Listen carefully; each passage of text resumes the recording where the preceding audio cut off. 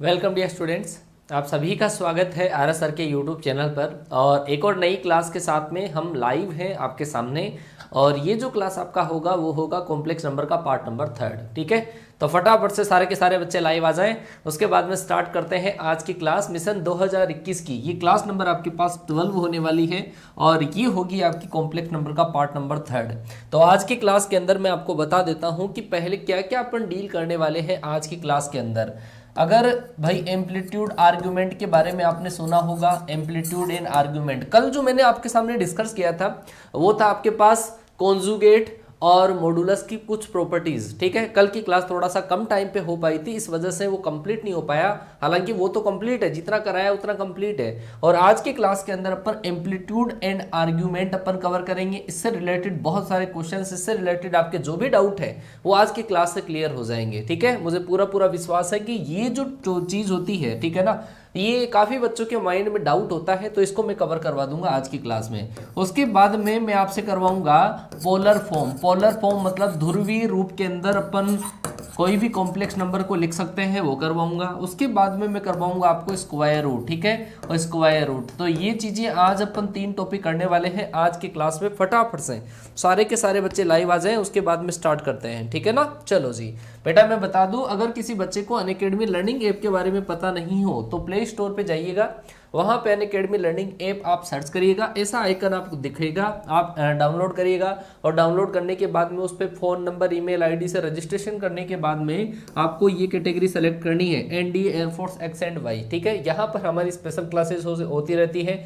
अगर आप मुझे वहां पे फॉलो करना चाहते हैं तो मुकेश कुमार कुमावत के नाम से आप सर्च कर सकते हैं। और मुकेश कुमार कुमावत के नाम से सर्च करोगे तो मेरी प्रोफाइल आपको इस तरीके से दिख जाएगी। ठीक है, हाँ, इस तरीके से मेरी प्रोफाइल आपको दिख जाएगी। आप मुझे फॉलो कर सकते हैं और आने वाली पूरी स्पेशल क्लासेस जो है उसको एंजॉय कर सकते हैं। यहाँ पे मैनेज गोल लिखा हुआ है, इसको आप अपना गोल चेंज कर सकते हैं, दूसरी कैटेगरी सेलेक्ट कर सकते हैं। ठीक है, चलो जी आगे मैं आपको बताऊं कि मेरी क्लासें dream air force full mock test के नाम से पहले से सेव है, आप उनको भी देख सकते हो, वो भी आपके लिए बेनिफिशियल है एज ए टेस्ट। ठीक है, अगर किसी बच्चे को अनअकैडमी पर प्लस का सब्सक्रिप्शन लेना हो तो ये आपके पास चार्जेस है, लेकिन अगर आप ये वाला कोड आप अप्लाई करते हो तो इससे आपको 10% इंस्टेंट डिस्काउंट मिल जाएगा। और फायदा ये है कि आप फिजिक्स, मैथ, इंग्लिश और रागा और जो भी क्लासेज आप मतलब आपके स्ट्रीम से रिलेटेड जो भी सब्जेक्ट चाहते हो उन सबको आप एक्सप्लोर कर सकते हो बेटा।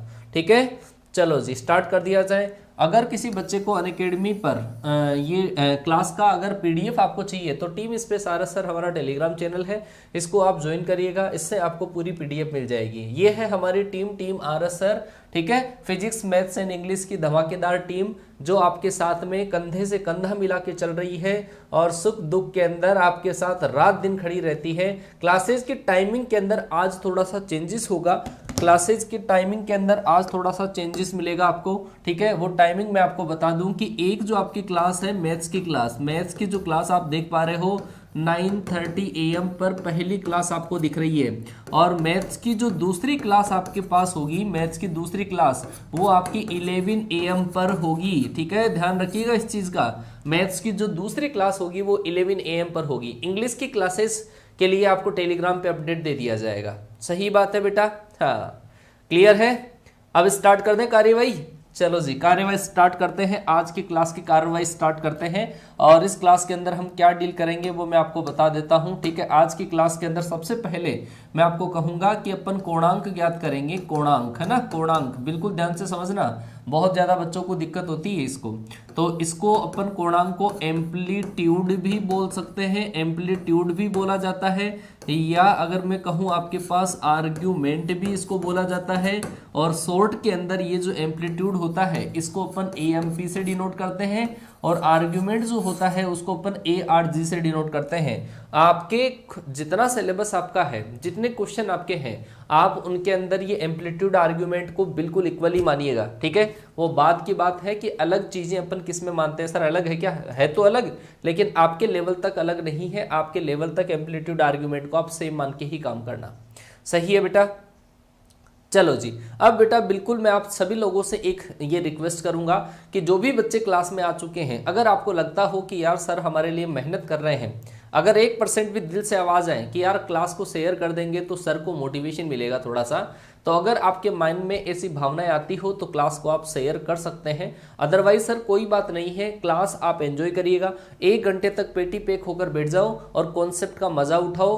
कोई भी चीज आपके समझ में नहीं आती है तो मैं उस चीज को रिवाइज करके दिमाग में स्कैन कर दूंगा, ठीक है ना। चलो जी बेटा, आप कमेंट ना करो, कमेंट जितना आप कमेंट करेंगे उतना कंसंट्रेशन आपका खराब होगा। कमेंट ना करें, कोई भी बच्चा कमेंट ना करें, बिल्कुल चुपचाप बैठ जाएं। जो चीजें मैं लिखा रहा हूं उनको समझने की कोशिश करें और अपनी कॉपी के अंदर नोट करने की कोशिश करें। कमेंट ना करो, कमेंट करने से सिलेक्शन नहीं होगा, पहले बोल देता हूं मैं, ठीक है ना। चलो जी ध्यान दो, यहाँ पे एम्पलीट्यूड एंड आर्ग्यूमेंट क्या होता है भाई। कोई भी जो कॉम्प्लेक्स नंबर आपके पास होता है, जैसे मान लो कि मैंने लिखा z, तो z के बराबर आपके पास है x प्लस आयोटा वाई। तो कोई भी जो कॉम्प्लेक्स नंबर होता है, ये कॉम्प्लेक्स नंबर एक नंबर को डिनोट करता है, जिसको मैंने कल आपको बताया था कि ये आर्गेंड जो प्लेन होता है उसके अंदर एक पॉइंट की पोजीशन को नोट करता है। x प्लस आयोटा वाई जो है, इसके रिगार्डिंग आपके पास एक पॉइंट होता है x, y, ऐसा एक पॉइंट होता है, हर कॉम्प्लेक्स नंबर के रिगार्डिंग होता है। जैसे 2 + 3 आयोटा मैंने लिखा, तो वो जो पॉइंट को डिनोट करेगा वो होगा 2,3, ठीक है। जैसे मान लो कि मैंने लिखा z बराबर x प्लस आयोटा वाई, तो पॉइंट आपके पास होगा x, y। तो ये जो पॉइंट आपके पास होता है, ये वाला पॉइंट आपके पास यहाँ पे है x, y। और इस x, y को यदि मैं ओरिजिन से मैच कराऊं तो इस लाइन के द्वारा जो एंगल बनाया जाता है, वो जो एंगल होता है उसी को अपन क्या बोलते हैं, उसी को बोला जाता है एम्पलीट्यूड बोला जाता है। फिर से ध्यान से सुनो, कोई भी कॉम्प्लेक्स नंबर जो होती है वो एक पॉइंट को डिनोट करती है, और उस पॉइंट को ओरिजिन से मैच करने वाली लाइन का एक्स एक्सिस के साथ में जो एंगल होता है उसी को एम्पलीट्यूड या आर्ग्यूमेंट अपन बोलते हैं, ठीक है। कैसे कैसे होगा वो सारी चीजें मैं क्लियर करूंगा आपके। यहाँ पे देखो थीटा, तो यहाँ पे ये वाली जो हाइट है वो तो आपके पास y के बराबर है, और ये वाली जो डिस्टेंस है वो x के बराबर है। तो एम्पलीट्यूड या आर्ग्यूमेंट जो आपके पास होता है, आर्ग्यूमेंट भी बोल सकते हैं, एम्पलीट्यूड भी बोल सकते हैं, ये जो आपके पास होगा वो होता है आपका tan inverse y upon x। क्या होता है? tan inverse y upon x। इसको दूसरी लैंग्वेज में अगर मैं लिखूं तो आपके पास इसको थीटा भी बोला जा सकता है, एम्पलीट्यूड भी बोला जा सकता है, आर्ग्यूमेंट भी बोला जा सकता है, या थीटा। ये जो थीटा की वैल्यू आपके पास होगी वो tan इनवर्स के अंदर इस तरीके से आएगी, tan इनवर्स के अंदर imaginary part of z upon real part of z, imaginary part upon z upon real part upon z। ये आपके पास एम्पलीट्यूड होता है या फिर आपके पास आर्ग्यूमेंट होता है। इतनी चीज समझ में आ चुकी होगी, ठीक है। कैसे कैलकुलेट करेंगे मैं आपको बताऊंगा। भाई ये जो कोई भी कॉम्प्लेक्स नंबर होता है ना, वो अलग अलग क्वाड्रेंट के अंदर होता है, और ये जो आर्ग्यूमेंट और एम्पलीट्यूड होता है वो होता है क्वाड्रेंट के अकॉर्डिंग होता है। अलग अलग क्वाड्रेंट में अलग अलग एम्पलीट्यूड होगा, चाहे वो नंबर सेम डिनोट करने वाले हो, ठीक है। तो यहां पर एक आप एरो मार्क करके एक लाइन लिख लीजिएगा कि एम्पलीट्यूड एंड आर्ग्यूमेंट जो आपके पास होता है, एम्पलीट्यूड एंड आर्ग्यूमेंट जो होता है वो किसके अकॉर्डिंग सेट होता है? वो होता है अकॉर्डिंग टू क्वाड्रेंट होता है, ठीक है ना। अकॉर्डिंग टू क्वाड्रेंट ये सेट किया जाता है, ठीक है ना।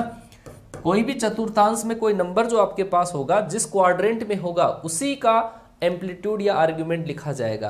तो वो कैसे लिखते हैं, ठीक है ना, कैसे लिखते हैं वो आप समझिएगा कि इसको कैसे लिखा जाता है। भाई कोई भी कॉम्प्लेक्स नंबर कहाँ कहाँ होगा वो मैं आपको अलग अलग पोजीशन के अंदर बता देता हूँ। जैसे मान लो कि कोई भी कॉम्प्लेक्स नंबर अगर आपके पास ये है फर्स्ट क्वाड्रेंट, ये है आपके पास सेकेंड क्वाड्रेंट, ये है आपका थर्ड क्वाड्रेंट, ये है आपका फोर्थ क्वाड्रेंट। अगर कोई कॉम्प्लेक्स नंबर यहाँ पे है, मैं एग्जांपल लेके बताऊंगा, जितना मैं बता रहा हूं उतना सीखने की कोशिश करो बस, ठीक है ना। मैं एक भी चीज आपके डाउट में नहीं छोड़ूंगा, पूरी चीजें एग्जांपल ले लेके बता दूंगा। अगर मान लो कि कोई भी कॉम्प्लेक्स नंबर अगर आपके पास फर्स्ट क्वाड्रेंट के अंदर है तो उसका जो एम्पलीट्यूड होगा वो आपके पास क्या होगा? थीटा होगा। अगर कोई कॉम्प्लेक्स नंबर आपके पास सेकेंड क्वाड्रेंट में है तो इसका जो एम्पलीट्यूड या आर्ग्यूमेंट होगा वो होगा पाई माइनस थीटा। अगर कोई कॉम्प्लेक्स नंबर अगर आपके पास थर्ड क्वाड्रेंट में है तो इसको मेजर किया जाएगा इधर से, और ये जो आपके पास होगा वो होगा माइनस थीटा।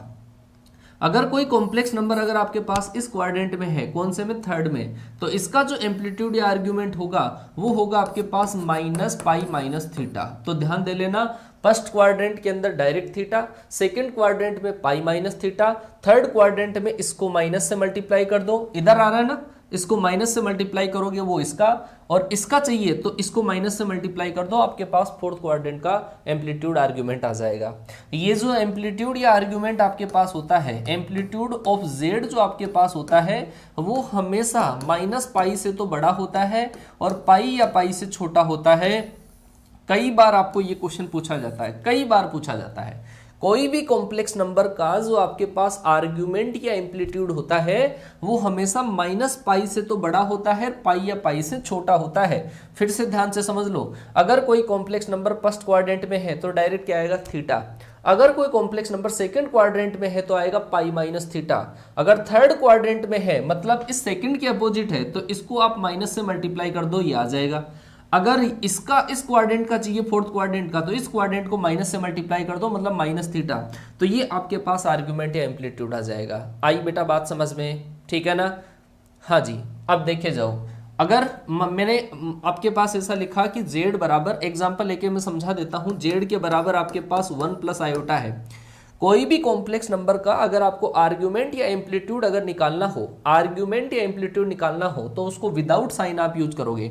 जैसा मैंने आपको बोला था कि थीटा बराबर क्या होता है, tan inverse y upon x होता है।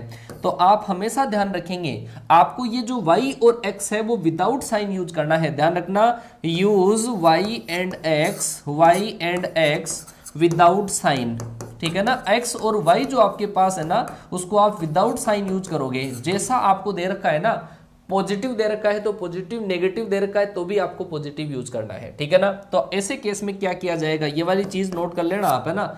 y और x को आपको विदाउट साइन यूज करना है। अगली स्लाइड के अंदर मैं आपको समझाता हूं कि ऐसे जो कॉम्प्लेक्स नंबर होते हैं उनका अपन किस तरीके से कैलकुलेट करते हैं। ध्यान से देखना, z के बराबर आपके पास है 1 प्लस आयोटा, z के बराबर है 1 प्लस आयोटा, z के बराबर है माइनस 1 प्लस आयोटा, z के बराबर आपके पास ऐसा लिखा हुआ है माइनस का 1 माइनस आयोटा, और z के बराबर लिखा हुआ है 1 माइनस आयोटा। ये चार नंबर आपके पास है अलग अलग क्वाड्रेंट में, ठीक है? अलग अलग क्वाड्रेंट में है।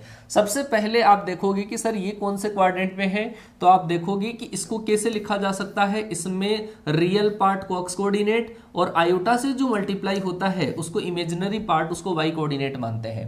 ये जो नंबर है इसको किस तरीके से लिखा जाएगा, इसका रियल पार्ट -1, इसका इमेजिनरी पार्ट जो आयोटा से मल्टीप्लाई होता है 1 लिखा जाएगा, y कोऑर्डिनेट लिखा जाएगा। इसको कैसे लिखेंगे सर, इसको लिखा जाएगा -1, -1। इसको कैसे लिखेंगे, रियल पार्ट क्या है 1 और इमेजिनरी पार्ट क्या है -1, इसको इस तरीके से लिखा जाएगा। अब आप क्वाड्रेंट देख सकते हो, मैंने कहा था कि जब आप थीटा के बराबर वैल्यू कैलकुलेट करोगे तो tan inverse y upon x जो लिखोगे आप, उसमें y की जो वैल्यू है वो विदाउट साइन लिखनी है, पॉजिटिव ही लिखनी है, हर बार पॉजिटिव लिखनी है। तो आपके पास y की वैल्यू कितनी है, मतलब इमेजिनरी पार्ट वो क्या है आपके पास 1 अपॉन क्या आएगा 1 अपॉन 1 करोगे तो क्या आएगा π/4। तो आपके पास tan इनवर्स 1 की वैल्यू जो होती है π/4। अब ये तो आपके पास आप कहोगे सर सबके अंदर ही अगर विदाउट साइन मैंने यूज किया तो सबके अंदर ही π/4 आएगा। सही बात है क्या भाई, सबके अंदर ही आपने विदाउट साइन यूज किया। सर आप बोल रहे हो कि प्लस आए तो भी प्लस और माइनस आए तो भी प्लस यूज करना है, तो हर बार आपके पास यहाँ पे 1/1 1 ही आएगा, और 1 आएगा तो आपके पास हर बार π/4 आएगा। वही तो लॉजिक है, क्योंकि ऐसा जो अपन एक बार निकाल लेते हैं वो बस क्वाड्रेंट आप चेंज कर दो, ठीक है ना? चलो जी, अपन ने पहला क्वाड्रेंट था, इस पहले क्वाड्रेंट को कैलकुलेट कर लिया। आप मुझे बताओ कि ये कौन सा क्वाड्रेंट है, कि सर ये तो है सेकंड क्वाड्रेंट में, और सेकंड क्वाड्रेंट में क्या लिखते हैं सर, सेकंड क्वाड्रेंट के अंदर लिखा जाता है आपका π-θ। सेम नंबर है -1, 1 आपके पास यहाँ पे है। अगर आप इसको विदाउट साइन यूज करोगे तो आएगा आपका π/4 आएगा, लेकिन क्या लिखा जाता है π-θ, तो π-π/4 और π-π/4 करोगे तो ये जो कॉम्प्लेक्स नंबर आपके पास है, इस कॉम्प्लेक्स नंबर का आर्ग्यूमेंट या एम्पलीट्यूड कितना आ गया, 3π/4 आ गया। अगर आप कहोगे कि सर ये कौन से क्वाड्रेंट में है, तो इसका क्वाड्रेंट कौन सा है, थर्ड वाला क्वाड्रेंट है ना, ये थर्ड क्वाड्रेंट है। मैंने कहा सर इस वाले क्वाड्रेंट में तो आया π/4, सर इस क्वाड्रेंट में आया क्या, 3π/4 आया। तो सर इस क्वाड्रेंट में कितना आएगा, इसको माइनस से मल्टीप्लाई कर दो, माइनस का 3π/4, या मैंने आपको डायरेक्ट भी ऐसा बोला था -π-θ -π-π/4 अगर आप करते हो तो भी आपके पास क्या आएगा, माइनस का 3π/4 आ जाएगा। कि सर ये कौन से क्वाड्रेंट में है, कि आप कहोगे कि सर ये तो आपकी फोर्थ क्वाड्रेंट में है, और फोर्थ क्वाड्रेंट में डायरेक्ट क्या लिखते हैं माइनस थीटा, और थीटा कितना आया π/4, तो माइनस से मल्टीप्लाई करने पे माइनस π/4 आ गया। बोलो भैया आया कि नहीं आया समझ में? ठीक है बेटा, मैंने आपको ये कहा प्रिंसिपल आर्ग्यूमेंट की बात अलग है ना, केवल मैं आपको समझा रहा हूं, वो चीज समझो, आपके कहीं पे भी चक्कर नहीं पड़ेगा। आपके लेवल तक की जो भी बुक्स है ना, प्रिंसिपल आर्ग्यूमेंट का मतलब क्या है, एक बच्चे ने लिखा है तो मैं बता देता हूं। प्रिंसिपल आर्ग्यूमेंट हमेशा माइनस पाई से लेकर प्लस पाई के बीच में होता है, और अगर आर्ग्यूमेंट ही दे दिया जाए तो वो आर्ग्यूमेंट आपके पास ज्यादा भी हो सकता है, -π/4 से लेकर पाई के बाहर का भी हो सकता है। ठीक है, आ गई क्या बेटा बात समझ में? बोलो यहां तक की चीज अगर समझ में आ गई तो फटाफट से एक बार जय हिंद कमेंट कर दो बेटा, सारे के सारे बच्चे, ताकि मुझे अंदाजा हो जाए कि इतनी सारी चीजें आपके समझ में आ चुकी है। कोई भी कॉम्प्लेक्स नंबर का आर्गुमेंट या एम्पलीट्यूड अपन क्वाड्रेंट के अकॉर्डिंग लेते हैं, और अलग अलग क्वाड्रेंट के अंदर मैंने आपको कैलकुलेट करके सिखा दिया है अलग अलग एग्जाम्पल से। बोलो आया समझ में? क्लियर हो गया? सारी चीजें क्लियर? अभी तो मैं एक और एग्जाम्पल आपको दे रहा हूं, ठीक है ना, और आपको समझ में आ जाएगा। चलो जी आगे बढ़ते हैं। मतलब आपको ये पता होना चाहिए कि कौन से क्वाड्रेंट का नंबर है, और जिस क्वाड्रेंट का नंबर है उसी क्वाड्रेंट का अपन एम्पलीट्यूड लिख देंगे। ठीक है, चलो जी आगे चलता हूं, मैं आगे चलता हूं। अगर सर आपके पास ऐसा लिखा हुआ है z के बराबर, आपके पास लिखा हुआ है 3, सर z के बराबर -3, सर z के बराबर लिख दिया सर 2 आयोटा, और सर z के बराबर लिख दिया -2 आयोटा, सर z के बराबर आपने लिख दिया, z के बराबर लिख दिया 2 -√5 लिख दिया, और सर z के बराबर लिख दिया आपने 0, है ना a। ये आपके पास अलग अलग कॉम्प्लेक्स नंबर है, और इन अलग अलग कॉम्प्लेक्स नंबर को अपन देखेंगे कि कौन से क्वाड्रेंट का है, कहाँ पे नहीं है। उसके बाद में अपन इन सब का एम्पलीट्यूड और आर्ग्यूमेंट लिखेंगे। पहला जो नंबर आपके पास लिखा हुआ है वो क्या है, प्योरली रियल नंबर, है ना, विशुद्ध वास्तविक संख्या, इसमें काल्पनिक भाग नहीं है। तो इसको अगर मैं क्वाड्रेंट की फॉर्म में लिखना चाहूं तो सर क्या लिखा जाएगा, 3,0। और सर 3,0 कहाँ पे है ये बताओ, कि सर 3,0 तो आपके पास यहाँ पे होगा 3,0, तो इस पॉइंट का इस x एक्सिस से मैच करेंगे तो एंगल कितना बन रहा है, तो यहां पर जो आपका आर्ग्यूमेंट आएगा वो कितना आएगा, 0 आ जाएगा। थीटा बराबर आपका कितना आ गया, 0 आ गया। आई बेटा बात समझ में? ठीक है, क्लियर हुआ क्या?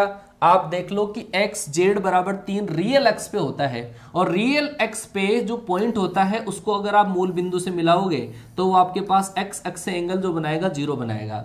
अगर मैं कहूं सर z बराबर -3 है तो आप क्या कहोगे कि सर ये जो पॉइंट है वो है सर -3,0, और सर -3,0 कहां पे मिलेगा, कि सर -3,0 तो मुझे इधर मिलेगा, और -3,0 इधर मिला तो इसका एंगल देख लो कितना है, इसका एंगल है आपके पास पाई। इसका मतलब सर थीटा बराबर आपका कितना आ जाएगा, पाई आ जाएगा।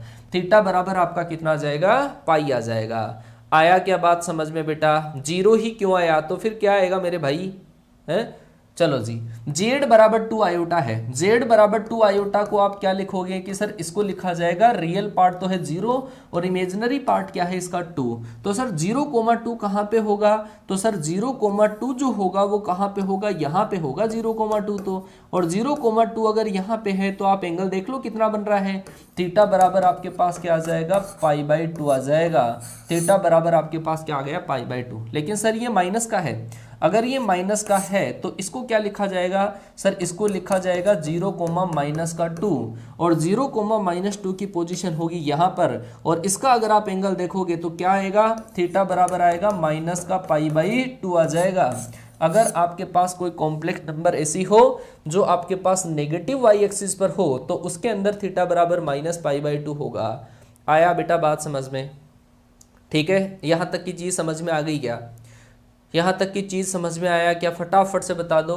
अगर मैं लिखूं आपके पास z बराबर 2 -√5, तो इसमें बच्चे कंफ्यूज हो जाते हैं कि सर 2 -√5 पॉजिटिव है कि नेगेटिव है। ये है तो आपके पास ऑलरेडी क्या, ये आपके पास प्योरली रियल नंबर है, प्योरली रियल नंबर है। z बराबर 2 -√5 जो है ना वो प्योरली रियल नंबर है, विशुद्ध वास्तविक संख्या है। और आप देखोगे कि √5 का मान 2 से ज्यादा होता है, इसका मतलब ये जो आपके पास है वो पॉजिटिव है कि नेगेटिव है, ये जो नंबर आपके पास है वो नेगेटिव नंबर है। ठीक है। नेगेटिव और वास्तविक, नेगेटिव और वास्तविक कहां मिलेगा आपको? नेगेटिव और वास्तविक मिलेगा आपको नेगेटिव वाई एक्सिस पर, एक्स एक्सिस पर, ठीक है ना, माइनस रियल एक्सिस पर ये मिलेगा, ये पॉइंट यहां पर होगा। तो आप देख लो कि इसका एंगल कितना बन रहा है। तो सर यहां पे जो थीटा मेरे पास आएगा वो कितना आया? पाई आया। थीटा बराबर क्या आ गया? पाई आया। आप कहोगे सर जेड बराबर 0 को तो डिनोट कौन सा करेगा? 0,0 करेगा। अब 0,0 तो सर ओरिजिन पर है, तो इसका एंगल कितना माने?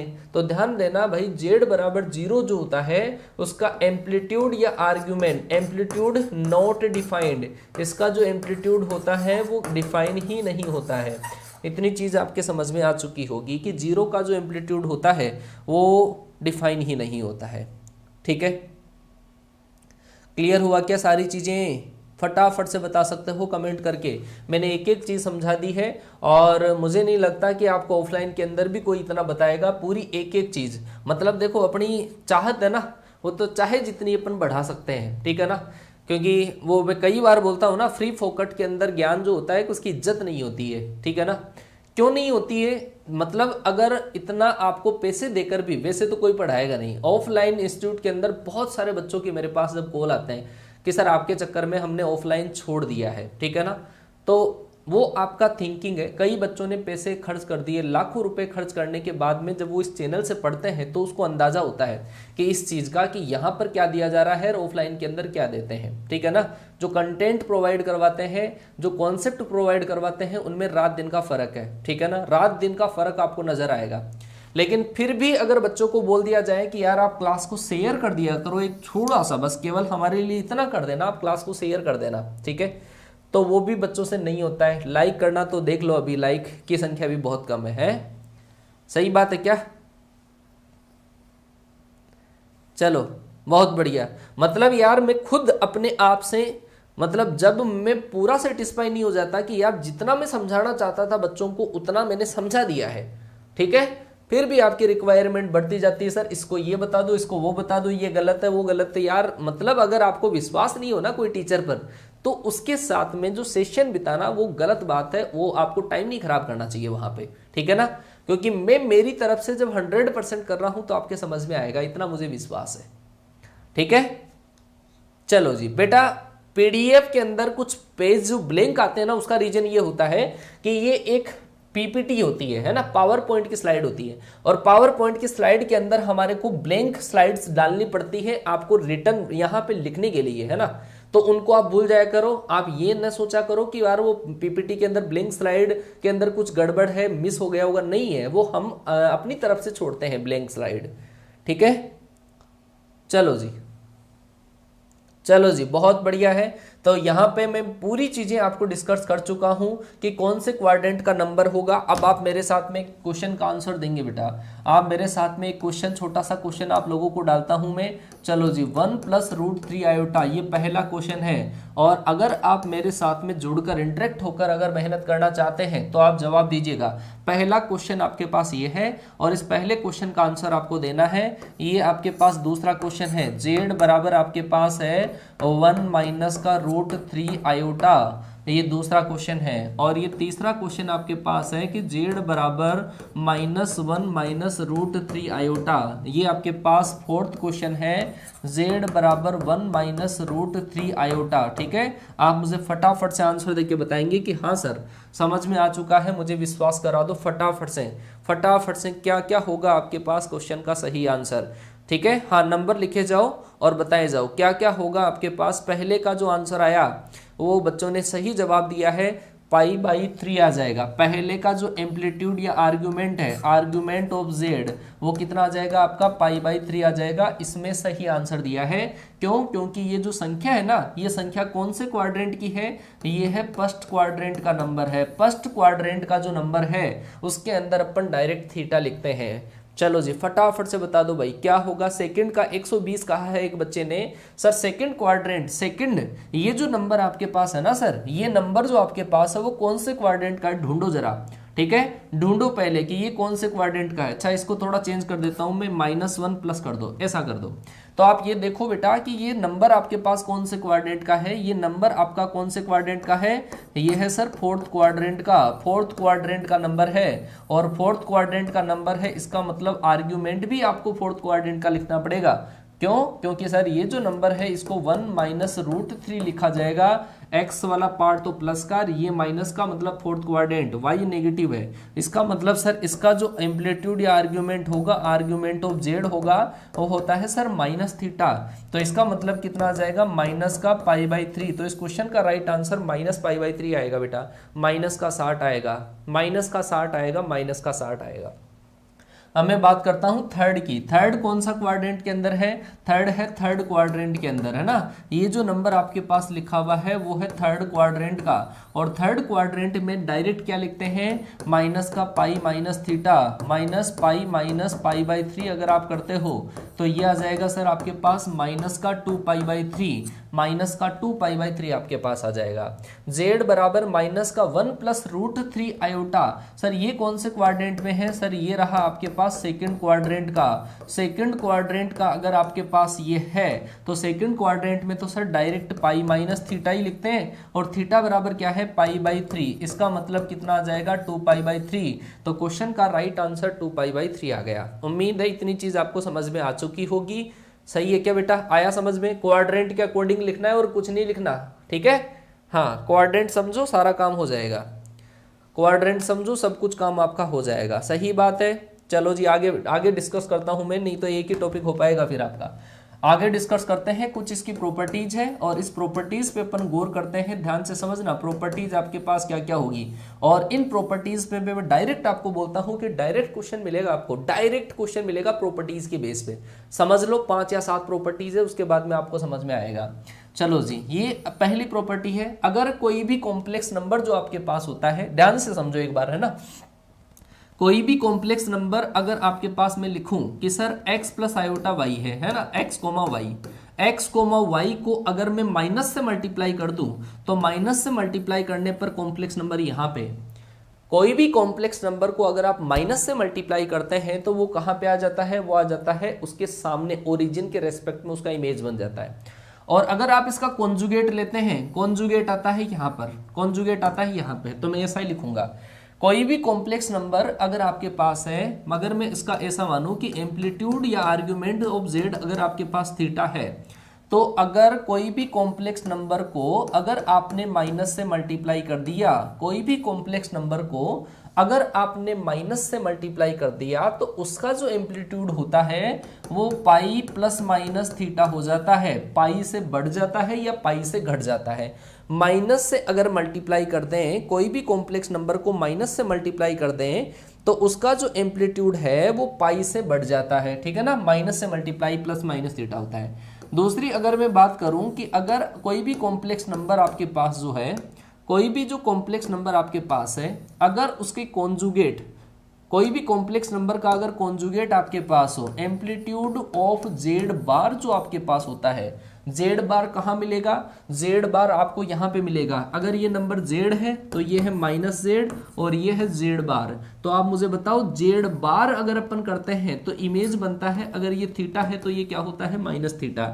तो इसके लिए आपको याद करना पड़ेगा कि इसके अंदर क्या होगा, माइनस का थीटा। एम्पलीट्यूड ऑफ जेड बार बराबर क्या होगा, माइनस का थीटा भी लिखा जा सकता है या माइनस एम्पलीट्यूड ऑफ जेड भी इसको लिखा जा सकता है। माइनस का थीटा भी लिखा जा सकता है, माइनस एम्पलीट्यूड ऑफ जेड भी इसको लिखा जा सकता है। तीसरी अगर मैं बात करूं कि ये जो एम्पलीट्यूड होता है वो लॉग वाली प्रॉपर्टीज को शो करता है, लॉगरिथम के जैसे बिहेव करता है ये। तो अगर आपके पास Z1 इंटू Z2 या Z3 जितने भी कॉम्प्लेक्स नंबर अगर मल्टीप्लाई में आ जाए और अगर आपको उसका एम्पलीट्यूड निकालना हो तो आप क्या करोगे, सब नंबर का अलग अलग एम्पलीट्यूड करके आप प्लस कर दो, amplitude of Z1 plus amplitude of Z2। समझ में आया होगा बात क्या है। मैंने ऐसा बोला कि ये जो एम्पलीट्यूड है ये लॉगरिथम की प्रॉपर्टी को फॉलो करता है। अगर मैं इसकी जगह AMP की जगह अगर log लिखता तो log Z1 इंटू Z2 क्या होता, log Z1 plus log Z2 होता। सही बात है ना। तो यहाँ पे अगर इसकी जगह log आप मानते हो तो log Z1 plus log Z2 ऐसा कैसा आएगा। सही है क्या? चलो जी, ये प्रॉपर्टी डायरेक्ट आई थी एग्जाम में। अगर मान लो कि आपके पास माइनस हो, amplitude of Z1 upon Z2 हो, डिवाइड में हो, अगर log के अंदर कोई दो नंबर डिवाइड में आते हैं तो क्या करते हैं, माइनस होता है, इसमें भी क्या हो जाएगा, माइनस हो जाएगा। तो इसका अंदर ये प्रॉपर्टी आपके पास आएगी, amplitude of Z1 minus amplitude of Z2। ये प्रॉपर्टी अगर डिवाइड के अंदर हो तो माइनस होगा, अगर मल्टीप्लाई में हो तो प्लस होगा। अगर कोई पावर आपके पास हो, एम्पलीट्यूड ऑफ Z की पावर अगर n हो, पावर अगर आपके पास n हो, तो ये जो पावर होती है वो आपके पास आगे आ जाती है, n into amplitude of Z हो जाएगा। क्लियर हुआ क्या सारी चीजें हैं? क्लियर हुआ कि नहीं हुआ बेटा? यहाँ तक की चीजें आपके समझ में आई होगी कि अगर एम्पलीट्यूड ऑफ कोई भी कॉम्प्लेक्स नंबर को माइनस से मल्टीप्लाई कर दें तो pi plus minus amplitude of Z। अगर Z बार कर लिया आपने तो मैं कहूँगा कि ये प्रॉपर्टी बहुत ज़्यादा इंपॉर्टेंट है। कोई भी कॉम्प्लेक्स नंबर का जो बार यदि अपन करते हैं, तो आपके पास क्या होगा, minus amplitude of Z, minus बाहर आ जाएगा बस। और इसकी जगह log मान सकते हैं, log Z1 इंटू Z2 हो तो log Z1 plus log Z2 होता है, तो मैंने यहाँ पे log की जगह एम्पलीट्यूड था वो लिख दिया। यहाँ पे भी अगर आप log मानते हो तो log Z1 plus Z2, log Z1 upon Z2, तो log Z1 minus log Z2। अगर कोई पावर होती है तो वो पावर जैसे log में होता है ना, सेम वैसा का वैसा ही प्रोसीजर आपका यहाँ पे है। आगे बढ़ता हूँ थोड़ा सा, और आगे वाली प्रॉपर्टी नंबर 6 पे मैं चर्चा करूंगा कि अगर कोई भी कॉम्प्लेक्स नंबर अगर आपके पास है, अगर उसको आयोटा से मल्टीप्लाई कर दिया जाए, अगर कोई भी कॉम्प्लेक्स नंबर को आयोटा से मल्टीप्लाई कर दिया जाए तो उसका एम्पलीट्यूड पाई बाई 2 से बढ़ जाता है। आयोटा से मल्टीप्लाई करने पर उसका एम्पलीट्यूड पाई बाई 2 से बढ़ जाता है। इसका मतलब आपके पास ये क्या आ जाएगा, pi by 2 plus amplitude of Z। ये कैसे आया, मैं थोड़ा सा नमूना दिखा दूं आपको, थोड़ा सा समझिएगा। मैंने आपको ये कहा कि sir amplitude of iota Z निकालो आप, है ना, ऐसा बोला मैंने, एम्पलीट्यूड ऑफ आयोटा Z। तो आप क्या कहोगे कि सर आपने ये बताया कि ये लॉगरिथम की प्रॉपर्टी को शो करता है, और लॉगरिथम की प्रॉपर्टी को अगर शो करता है तो इन दोनों के अंदर लॉग वाली प्रॉपर्टी लगा दो, और लॉग की प्रॉपर्टी अगर मैं लगाता हूं तो ये आएगा एम्पलीट्यूड ऑफ Z और एम्पलीट्यूड ऑफ आयोटा, ठीक है ना। लॉग की प्रॉपर्टी को मैंने शो करवाया है। आप कहोगे कि सर आयोटा का जो आपके पास एम्पलीट्यूड होता है वो तो सर पाई बाई 2 होता है, बिल्कुल सही बात है। तो आयोटा की जगह आयोटा का एम्पलीट्यूड पाई बाई 2 होता है, वो मैंने लिख दिया है। तो ये चीज आपके समझ में आ चुकी होगी। तो सर अगर माइनस से मल्टीप्लाई कर दूं तो क्या फर्क पड़ेगा क्या कोई? बिल्कुल पड़ेगा बेटा। Amplitude of minus iota Z, तो इसका मतलब क्या है कि sir amplitude of minus iota और प्लस एम्पलीट्यूड ऑफ Z, इससे लिखा जाएगा सर। तो sir amplitude of minus iota का बताओ, माइनस आयोटा कहाँ मिलेगा आपको, याद करो, माइनस आयोटा मिलेगा इधर, और इधर तो आपके पास इसका कोणांक कितना होता है, एम्पलीट्यूड कितना होता है, माइनस पाई बाई 2।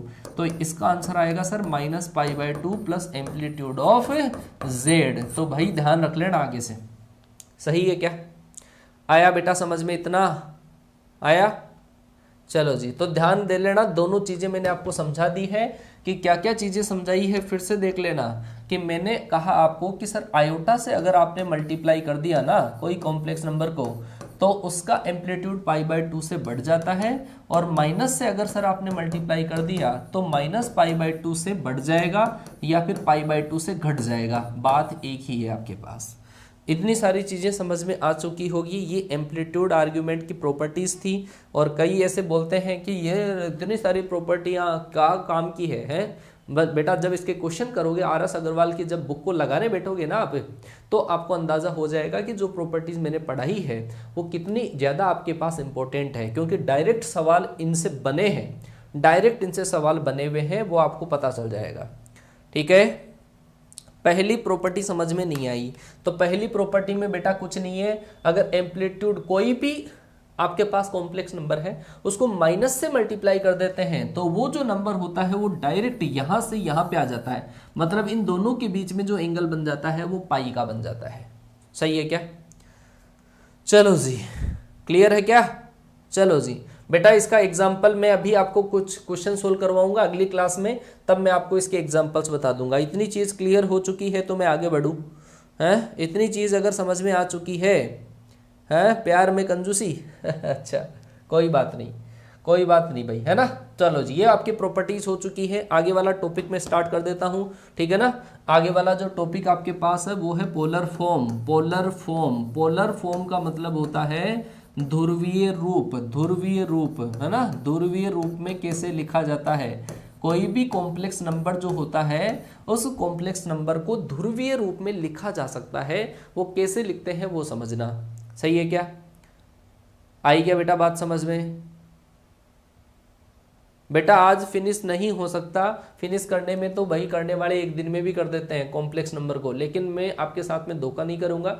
बिल्कुल बेसिक से पढ़ेंगे, अपने पास टाइम है। अगर टाइम नहीं बढ़ेगा, टाइम नहीं है अपने पास, तो मैं क्लास का टाइम बढ़ा लूंगा, लेकिन कॉन्सेप्ट मिस नहीं कर सकता। मेरा दिल नहीं मांगता है कि यार मैं तुम्हारे को कॉन्सेप्ट नहीं सिखाऊं, ठीक है। चलो जी हाँ जी, चलो जी देखिएगा, ध्रुवीय रूप क्या होता है। कोई भी जो कॉम्प्लेक्स नंबर होता है उस कॉम्प्लेक्स नंबर को z बराबर आपके पास जो लिखा हुआ है x प्लस आयोटा वाई, इस x प्लस आयोटा वाई को मैंने आपको ऐसा लिखा कि सर ये x कोमा वाई लिखा जाएगा, और इस x कोमा वाई को अगर मैं r कोमा थीटा की फॉर्म में लिखूं तो इसको बोला जाता है ध्रुवीय रूप। क्या बोला जाता है? पोलर फॉर्म बोला जाता है। बिल्कुल बेसिक सी चीज है ये। कैसे बेसिक सी चीज है कि सर z बराबर x प्लस आयोटा वाई जो है, इस कॉम्प्लेक्स नंबर को अगर इस तरीके से लिख दिया जाए कि cos theta plus iota sine theta, तो ये जो फॉर्म आपके पास है इसको शॉर्ट में r कोमा थीटा भी लिखते हैं, इसको शॉर्ट में r कोमा थीटा भी लिखा जाता है। तो z के बराबर cos theta plus iota sine theta जो होता है, इसी को क्या बोला जाता है? पोलर फॉर्म बोला जाता है, ध्रुवीय रूप बोला जाता है। कैसे कैलकुलेट करते हैं वो देखो। ऐसे केस में क्या करते हैं सर, ये जो आपके पास x है ना, इस x को तो मान लिया जाता है r कोस थीटा, इस x को क्या मान लिया जाता है? r cos theta. और सर y जो होता है इसको क्या मान लिया जाता है? r sine theta. क्या मान लिया जाता है? r sine theta. अगर आप इन दोनों का स्क्वायर करके ऐड कर दें, वर्ग करके अगर आप जोड़ दो इन दोनों को, तो आपके पास क्या आ जाएगा? r की वैल्यू, और r की वैल्यू आ जाएगी sir under root x square plus y square. r बराबर होगा under root x square plus y square, जिसको मैं क्या लिख सकता हूं? जिसको लिखा जा सकता है मोड ऑफ z लिखा जा सकता है। कोई भी जो कॉम्प्लेक्स नंबर होता है उसका जो मापांक होता है वो ही किसके बराबर होता है? r के बराबर। एक अगर आप इसके अंदर ये सेकंड इक्वेशन मान लिया जाए, ये फर्स्ट इक्वेशन मान लिया जाए, तो अगर आप सेकंड को फर्स्ट से अगर डिवाइड करते हैं तो आपके पास आता है टेन थीटा, और टेन थीटा के बराबर आपके पास होता है y बटे एक्स। और यहाँ से अगर आप थीटा कैलकुलेट करते हो तो वो थीटा होता है sir tan inverse y upon x. Theta बराबर क्या होता है आपका? Tan inverse y upon x. और ये जो थीटा होता है इसी को शॉर्ट में बोला जा सकता है एम्पलीट्यूड ऑफ z, और यही आपका क्या होता है? Tan inverse y upon x. Sir ये तो कॉमन ही चीज़ हो गई। क्या हुआ कॉमन? कि सर ये चीज़ तो हम पहले सीख चुके हैं, ये मॉडुलस आपने पढ़ा दिया और ये थीटा भी आपने पढ़ा दिया, तो r और थीटा सर यहाँ पे कैलकुलेट करके रख देंगे, और वही आपके पास क्या है? वही तो आपके पास पोलर फॉर्म है। सही है क्या बेटा? सही है। चलो जी, तो कैसे कन्वर्ट इसको करते हैं, केवल दो चीजें ध्यान रखनी है। r cos theta plus iota sine theta लिखते हैं, उसमें ये जो r होता है वो तो होता है आपका मैग्नीट्यूड, मतलब मॉडुलस होता है, और ये जो थीटा होता है वो क्या होता है? एम्पलीट्यूड। जस्ट थोड़ी देर पहले मैंने जो आपको सिखाया थीटा, वही थीटा है, ये कोई नया थीटा नहीं है। ठीक है, चलो जी, सब सिखा दूंगा बेटा, क्यूब रूट ऑफ यूनिटी सिखा दूंगा, सब सिखा दूंगा, बस बी पेशेंस। ठीक है ना। ये ऑनलाइन एजुकेशन है, ऑफलाइन के अंदर भी अपन पैसे देकर चुपचाप बैठे रहते हैं। हाँ सुनाओ सर, रामायण सुनाओ, सुनाओ। आया समझ में? ठीक, नहीं आया ठीक, बैग उठा के छुट्टी हो गई, घर भाग गए हैं और बैग को फेंक दिया और मजे कर लिए। वहां पे पैसे देकर जब नहीं सीखा, तो यहाँ पर फ्री के अंदर जब सीख रहे हो ना, तो पेशेंस रखो। पेशेंस रखोगे तो वही ज्यादा आपके लिए काम की चीज है। यहाँ पे जो कोई टीचर पढ़ा है, यहाँ पे जो खड़ा है ना, तो वो आपको सारी चीज सिखाएगा, सारी चीज। बस आपको वेट करना पड़ेगा कि ये वो कौन सी चीज कब सिखाए। ठीक है ना। और मैं टॉपिक वाइज लेकर चलता हूँ, तो टाइम खराब नहीं करूंगा, एक एक चीज सिखा दूंगा। चलो जी, कोई भी कॉम्प्लेक्स नंबर अगर आपके पास ऐसा है कि सर जेड के बराबर मैंने लिखा 1 प्लस रूट 3 आयोटा, ठीक है। और आपका जो क्वेश्चन है वो है आपके पास चेंज इनटू पोलर फॉर्म, ऐसा क्वेश्चन आ गया sir, change into polar form, कि ये आपको जो करना है उसको पोलर फॉर्म में कन्वर्ट करना है। पोलर फॉर्म में कैसे कन्वर्ट किया जाएगा, 1+√3 आयोटा जो कॉम्प्लेक्स नंबर है इसको पोलर फॉर्म में चेंज करो। तो भाई पोलर फॉर्म के लिए दो चीज़ों की जरूरत है, एक तो इसके मॉडुलस की और एक इसके एम्पलीट्यूड की, दो चीज़ों की जरूरत है। वो दो चीज़ें सीखो कैसे निकालते हैं। अगर सर आप इसका मोड ऑफ जेड निकालते हैं ना, मोड ऑफ जेड इसका मापांक निकालते हैं जो आर के बराबर था, तो मापांक बिल्कुल अच्छा है सर कि 1 प्लस आपके पास 3, तो कितना आ जाएगा सर, मापांक जो इसका आया वो आया 2 आया, मापांक आ गया 2। अगर सर थीटा इसमें कैलकुलेट करूं तो सर थीटा क्या आएगा, वो आएगा tan inverse y/x, tan inverse √3 जो आपके पास है वो आएगा सर π/3, ठीक है। तो आप क्या लिख लोगे कि सर जेड के बराबर ऐसा लिखा जाता है ना, r cos theta plus iota sine theta लिखा जाता है, तो सर ये वाली चीज लिख लो आप। तो r की वैल्यू तो है आपके पास कितनी 2, और cos थीटा, थीटा की वैल्यू π/3, तो ये आ जाएगा आपका cos π/3 प्लस आयोटा साइन π/3, ठीक है ना। और इसी को क्या बोला जाता है, पोलर फॉर्म बोला जाता है, पोलर फॉर्म बोला जाता है। समझ में आया क्या, आ गया क्या समझ में, क्लियर हुआ बेटा। इतनी सारी चीजें जो मैंने करवाई है वो क्लियर है क्या सारे बच्चों के। आपके पास 2 cos केवल वो की वही चीजें यार, थीटा काउंट करो, थीटा की वैल्यू रखो और आर की वैल्यू रखो, सीधी सी चीज है, ठीक है। इसी को मैं थोड़ा सा चेंज करके सिखाऊं अगर आपके पास। बेटा देखो कई बच्चे ये नहीं सोचें कि सर यहाँ पे cos π/3 की वैल्यू रख लूँ मैं, है cos π/3 की साइन π/3 की वैल्यू रखूंगा, और वैल्यू रख के जब सोल्व कर लिए ना इसको तो वापस ही आ जाएगा, तो वैल्यू नहीं रखनी है। पोलर फॉर्म का मतलब आर और थीटा की फॉर्म में लिखना होता है उसको, सही है क्या। चलो जी, अगर मान लो कि मैं ऐसा करूं तो आप मुझे बताओगे, आंसर बताओगे फटाफट से इसका, कि जेड के बराबर सर अगर मैंने ऐसा लिखा 1-√3 आयोटा लिखा, तो आप आंसर दो इसका। जेड बराबर 1-√3 आयोटा अगर मैंने लिख दिया तो इसका पोलर फॉर्म फटाफट से बताओ, पोलर फॉर्म क्या होगी, बोलो भाई फटाफट से, क्या होगा इसका पोलर फॉर्म, बोलो बोलो बोलो बोलो बोलो बोलो फटाफट से बताओ क्या होगा इसका पोलर फॉर्म, क्या होगा। z के बराबर मैंने लिखा है 1-√3 आयोटा, z के बराबर लिखा है 1-√3 आयोटा, फटाफट से बता दो क्या होगा आपके पास।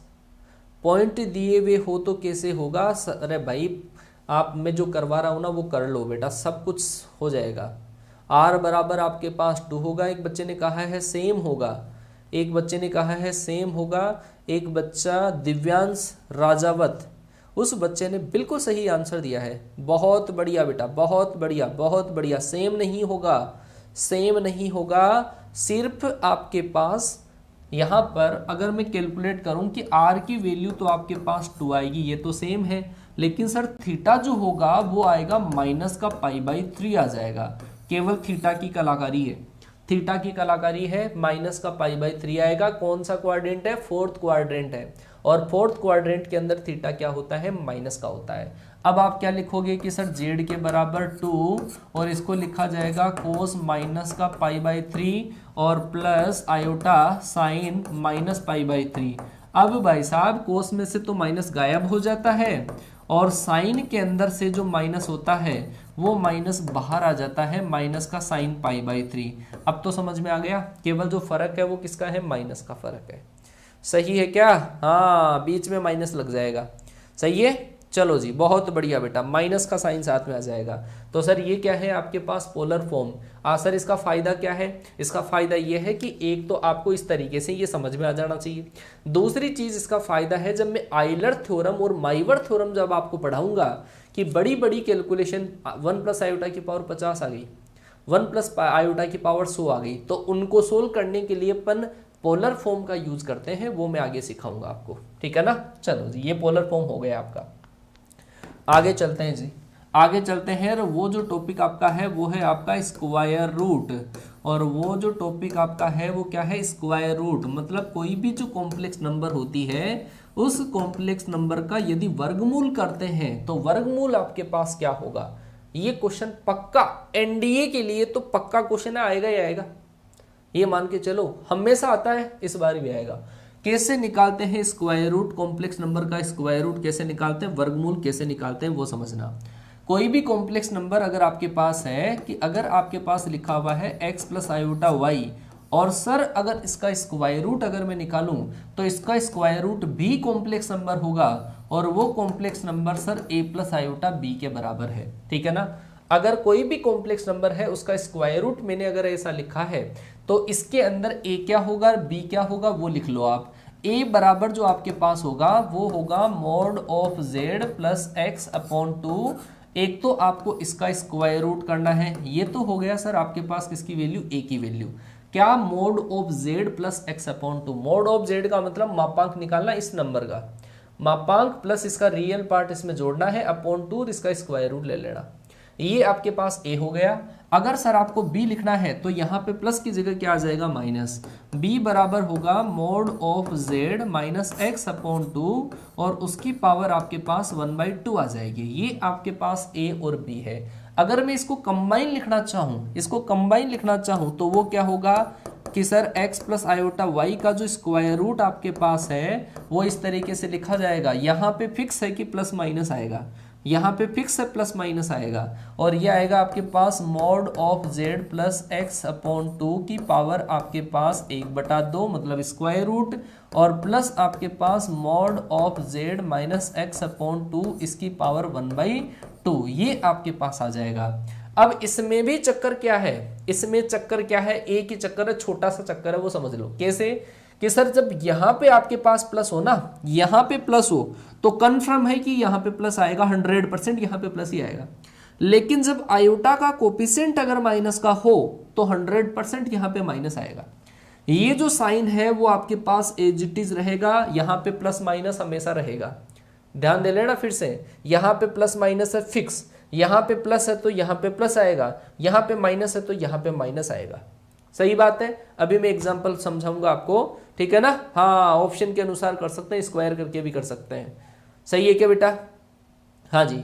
अब समझना, इसका मैं एक एग्जांपल लिखूंगा आपको और तब आपको ज़्यादा सही समझ में आएगा। केवल आपको जो चीज़ समझनी है वो चीज़ आपको केवल इतनी सी समझनी है कि यहाँ पर प्लस हो तो बीच में भी प्लस आएगा और माइनस हो तो बीच में क्या आएगा, माइनस। ठीक है, चलो जी। जैसे कुछ एग्जाम्पल लिखते हैं और एग्जाम्पल से समझते हैं कि जेड बराबर सर ऐसा लिखा हुआ है 7 + 24 आयोटा है, ठीक है ना।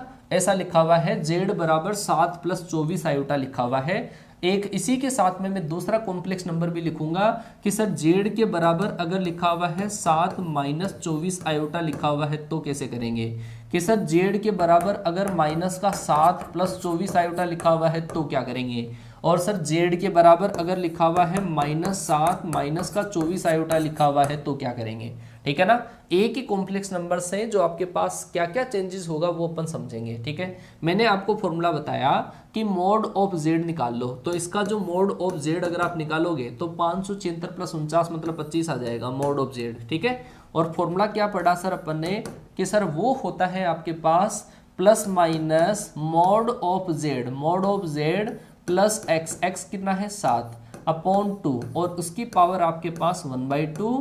यहाँ पे प्लस है तो यहाँ पे प्लस ही आएगा हर बार, और यहाँ पे होता है sir mode of Z -x upon 2 और उसकी पावर आपके पास 1/2, ये आया। तो यहाँ पे अगर आप इन दोनों को ऐड करोगे 32 में 2 का भाग दिया 16 का स्क्वायर रूट करोगे तो 4 प्लस इसमें से इसको माइनस किया तो आपके पास कितना आएगा, वो आएगा आपके पास कितना 18 3, तो 4 + का 3 आयोटा, ये आ जाएगा आपके पास ±4 + का 3 आयोटा। आई क्या बेटा बात समझ में? क्या होगा 4 + 3 आयोटा। सही बात, आगे बढ़ता हूं मैं। ये आपके पास पहला क्वेश्चन था और ये रहा आपके पास दूसरा क्वेश्चन, और इस दूसरे क्वेश्चन के अंदर चेंजेस क्या होगा, इसके अंदर फॉर्मूला होगा mode of z plus x, mode of z plus x, लेकिन यहाँ पे ऑलरेडी किसका है, माइनस का, अपॉन 2 उसकी पावर आपके पास 1/2। आप मुझे बताओ कि यहाँ पे प्लस आएगा माइनस, आप कहोगे सर यहाँ पर आयोटा का कोफिशिएंट माइनस का है तो यहाँ पे 100% माइनस आएगा, बाहर हमेशा प्लस माइनस ही रहता है। आयोटा का कोफिशिएंट नेगेटिव हो तो यहाँ पे नेगेटिव आएगा।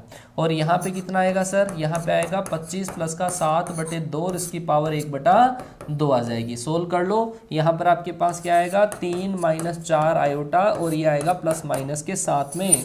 उम्मीद है इतनी चीज आपको समझ में आ चुकी होगी कि साइन मैंने कैसे लगाया है, ठीक है ना। मैंने साइन कैसे लगाया है, जब आयोटा का कोफिशिएंट इसमें नेगेटिव हो तो इसे स्क्वायर रूट में भी नेगेटिव रहेगा, बस इतना सा ध्यान रखना है। अगर मैं कहूं आपके पास ऑप्शन, बेटा आप ये मान के चलो कि एक ही ऑप्शन आपके पास ऐसा दिखेगा, जैसे यहां पे आयोटा का कोफिशिएंट नेगेटिव आ गया ना, तो ऑप्शन के अंदर वो देखो जिसमें आयोटा का कोफिशिएंट अगर नेगेटिव है उसको टिक कर दो और एक ही ऑप्शन दिखेगा आपको। ये शॉर्ट ट्रिक है, ठीक है। तो z बराबर, इसको सोल्व तो कर लेते हैं। तो क्या आएगा आपके पास, मॉड ऑफ z अगर आप करोगे तो mod of z plus x/2, इसकी पावर आपके पास 1/2। यहाँ पे माइनस है तो यहाँ पे आएगा माइनस, और यहाँ पे आएगा mod of z minus x/2, इसकी पावर आपके पास 1/2। सोल्व कर सकते हो चाहो तो आप, इसको सोल्व करोगे तो आपके पास कितना आ जाएगा 4 - 3 आयोटा। यहाँ पे फिक्स है, प्लस माइनस आएगा। तो इन दोनों के अंदर देख लो किस चीज का फर्क है, इन दोनों के अंदर फर्क है कि यहाँ पे प्लस है तो यहाँ पे प्लस आया, यहाँ पे माइनस है तो यहाँ पे माइनस आया, बस, और कोई भी चेंजेस नहीं है, ठीक है ना। अब इसके अंदर भी देख लो, इसके अंदर और इसके अंदर क्या फर्क होगा, इसके अंदर फर्क केवल इसका है, यहाँ पे माइनस है ना, उसमें प्लस है, तो यहाँ पे इसमें माइनस आया तो उसमें क्या आ जाएगा प्लस, तो ये आ जाएगा आपके पास प्लस माइनस 3 - 4 आयोटा। ये आपके पास इसका आंसर आ जाएगा। सही है क्या बेटा, आया क्या इतना समझ में, यहाँ तक की चीज़ समझ में आ चुकी है क्या। तो फटाफट से एक बार कमेंट करके मुझे बता दो कि इतना समझ में आ चुका है सर कि अपन कैसे निकालते हैं, है ना, स्क्वायर रूट कैसे निकालते हैं, फटाफट से, ठीक है क्या। आयोटा, आयोटा कहाँ छोड़ दिया मैंने, आयोटा लिखा तो है बेटा। सही है क्या बेटा, आया समझ में, ऑप्शन से हो जाता है तो सही बात है बेटा, है ना, ऑप्शन से हो जाता है कोई दिक्कत नहीं है, क्लियर है। प्लस आएगा, कहाँ पे आएगा प्लस, कहाँ पे आएगा प्लस, अच्छा इसमें, हाँ हाँ बिल्कुल बिल्कुल बिल्कुल प्लस आएगा, प्लस आएगा, सही है। फॉर्मूले में नहीं लिखा है, अच्छा अच्छा अच्छा, फॉर्मूले में नहीं लिखा है, एक बच्चा बोल रहा है सर फॉर्मूले में नहीं लिखा है। अच्छा बेटा यार, अच्छा यहाँ पे नहीं लिखा, सही बात है बेटा, सही बोला है, यहाँ पे आयोटा और लगा लेना, ठीक है ना। फॉर्मूले के अंदर ये फॉर्मूला है, फॉर्मूला भी याद होना चाहिए आपको और ट्रिक भी याद होनी चाहिए, है ना, दोनों के दोनों तरीके आपको याद रहने चाहिए। चलो जी, ये वाली चीज़ है आपके, है ना, चलो जी बहुत बढ़िया बेटा, सही बात है। हाँ, अब आपको देता हूँ मैं एक क्वेश्चन, देखे करने के लिए एक क्वेश्चन देता हूँ आपको, और आप मुझे फटाफट से उस क्वेश्चन का आंसर देंगे कि ऐसे क्वेश्चंस को अपन किस तरीके से कैलकुलेट कर लेते हैं। चलो जी बताओ फटाफट से, जेड के बराबर मैंने लिखा है 3 - 4 आयोटा लिखा है, 3 - 4 आयोटा, और जेड के बराबर लिखा है -3 - 4 आयोटा। ऑप्शन नहीं है ना, ऑप्शन नहीं है। अब मुझे जवाब दो फटाफट से, फटाफट से जवाब दो, देखिए क्या होगा क्वेश्चन का सही आंसर। 3 - 4 आयोटा, 3 - 4 आयोटा का स्क्वायर रूट आपको निकालना है, फटाफट से बोलो भाई, है। ब्रैकेट के अंदर, ब्रैकेट के अंदर, ब्रैकेट के अंदर नहीं आएगा, है सर, आयोटा अंदर चाहिए। आयोटा कहाँ अंदर चाहिए, एक मिनट में देख लो कहाँ लिखा है मैंने, नहीं बेटा, अच्छा अच्छा अच्छा अच्छा अच्छा, यहाँ पे गड़बड़ है ना, आयोटा यहाँ पे आएगा भाई, ठीक है ना, आयोटा अंदर आएगा, चलो कोई दिक्कत नहीं है। चलो जी जवाब दो, क्या होगा आपके पास, 3 - 4 आयोटा का आंसर दे दिया है बच्चों ने, काफी बच्चों ने, है क्या बात है भाई, बोलो बोलो बोलो। हाँ, मॉड ऑफ जेड का मान निकालो, हाँ 2 - iota plus minus mod Z का मान,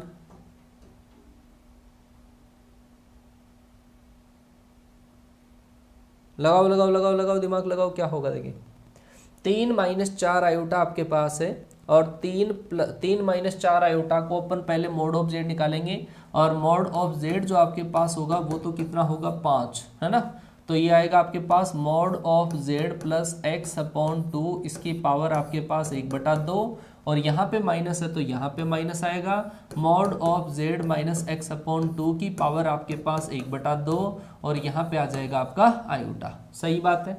अब इसको सोल्व करोगे तो आपके पास ये आ जाएगा 2 माइनस, ये आएगा आपके पास 2 - आयोटा प्लस माइनस, यहाँ पे प्लस माइनस भी लगा देना है ना, प्लस माइनस 2 माइनस आयोटा, और इसके अंदर अगर आप लिखोगे तो ये होगा आपका 5 माइनस का 3/2 उसकी पावर 1/2, और यहाँ पर आएगा आपके पास बीच में माइनस 5 प्लस 3/2 और उसकी पावर 1/2 और ये आयोटा से मल्टीप्लाई। ठीक है, इसको सोल्व करोगे तो क्या आएगा 1 माइनस 2 आयोटा, ये आपके पास इसका स्क्वायर रूट आ जाएगा। समझ में आया बेटा, 1 माइनस 2 आयोटा, इसके साथ में आप प्लस माइनस वो लगा लेना है ना, प्लस माइनस भी लगा लेना।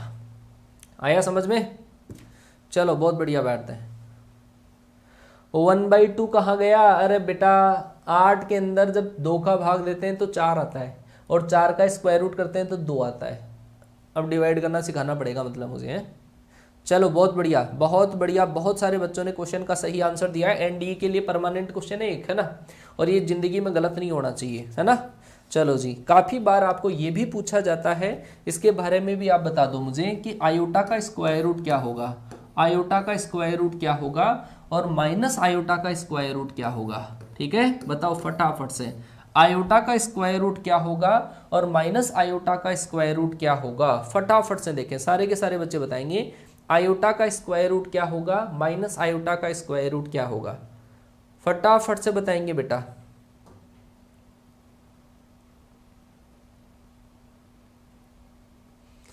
बोलो बोलो बोलो बोलो बोलो फटाफट से, क्या होगा क्वेश्चन का सही आंसर।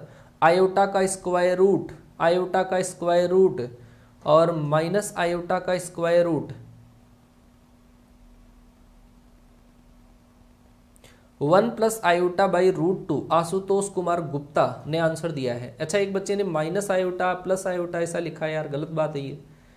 देखो कैसे निकालेंगे, फॉर्मूला लगाओ यार। फॉर्मूला क्या होता है, mode of z plus x upon 2, इसकी पावर 1/2 होती है। ठीक है, यहाँ पे आयोटा किसका है, प्लस का, तो यहाँ पे क्या आएगा प्लस, और ये आएगा mode of z minus x upon 2 की पावर आपके पास 1/2 और ये आयोटा से मल्टीप्लाई होगा। मोड ऑफ z निकालोगे, एक x है नहीं इसमें, तो क्या आएगा 1/√2 और प्लस ये आएगा आपके पास 1/√2 इंटू आयोटा, इसका मतलब 1 प्लस आयोटा बाई √2 और इसके साथ में आ जाएगा प्लस माइनस। इसमें क्या फर्क होगा, इसमें फर्क होगा माइनस का, 1 माइनस आयोटा अपॉन √2 और ये आ जाएगा प्लस माइनस, बस इतना सा फर्क है। समझ गए ना? कैसे पता करोगे, भूल जाओ तो यहाँ पे आयोटा का कोफिशिएंट माइनस है तो यहाँ पे आयोटा का कोफिशिएंट माइनस आएगा। ठीक है, यहाँ पे आयोटा का कोफिशिएंट प्लस है तो यहाँ पे बीच में प्लस आएगा। आगे बात समझ में?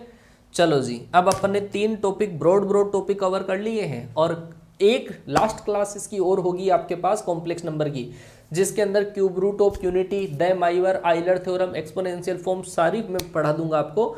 अब बेटा ध्यान रखिएगा 11 बजे ये जो चीजें मैंने करवाई है उसकी प्रैक्टिस कराऊंगा मैं। ठीक है, 11 AM पर सारे के सारे बच्चे क्लास में दिखेंगे, क्योंकि आप कॉन्सेप्ट कितना भी पढ़ लो, कॉन्सेप्ट ही इंपॉर्टेंट नहीं है, कॉन्सेप्ट के बाद में जितनी ज्यादा प्रैक्टिस करोगे उतना फायदा होगा। ठीक है, और बेटा ध्यान रखिएगा मेरे साथ में आप क्वेश्चन को सोल्व करें, नहीं तो बस प्यार में कमी है, प्यार में धोखा तो इस वजह से ठोका, तो वो वाली बात हो जानी चाहिए।